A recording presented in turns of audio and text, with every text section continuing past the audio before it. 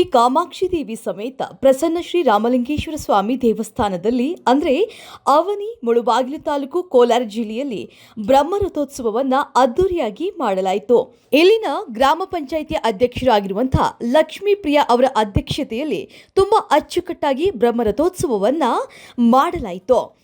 ಕೋಲಾರ ಜಿಲ್ಲೆಯ ಮುಳುಬಾಗಿಲು ತಾಲೂಕು ಅವನಿ ಅವಂತಿಕಾ ಕ್ಷೇತ್ರವೆಂದೇ ಪ್ರಸಿದ್ಧವಾದ ಅವನಿಯಲ್ಲಿ ಶ್ರೀ ಪ್ರಸನ್ನ ರಾಮಲಿಂಗೇಶ್ವರ ಸ್ವಾಮಿಯವರಿಗೆ ಶೈವಾಗಮರಿತ್ಯ ಸ್ವಸ್ತಿ ಶ್ರೀ ಕ್ರೋಧಿನಾಮ ಸಂವತ್ಸರ ಮಾಘ ಮಾಸ ಬಹುಳ ಅಮಾವಾಸ್ಯೆ ದಿನದಂದು ಅಭಿಜಿತ್ ಮುಹೂರ್ತದಲ್ಲಿ ರಥೋತ್ಸವವು ಅದ್ದೂರಿಯಾಗಿ ನಡೆಯಿತು.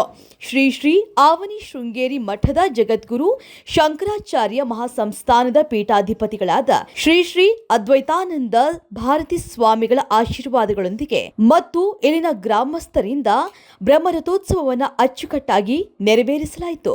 ಜಾತ್ರಾ ಮಹೋತ್ಸವಕ್ಕೆ ಆಂಧ್ರಪ್ರದೇಶ, ತಮಿಳುನಾಡು, ಕರ್ನಾಟಕದಿಂದ ಸಾಕಷ್ಟು ಭಕ್ತಾದಿಗಳು ಬಂದು ಕಾಮಾಕ್ಷಿ ದೇವಿಯ ಸಮೇತ ಶ್ರೀ ಪ್ರಸನ್ನ ರಾಮಲಿಂಗೇಶ್ವರ ಸ್ವಾಮಿಯ ದರ್ಶನವನ್ನು ಪಡೆದು ಪುನೀತರಾದರು.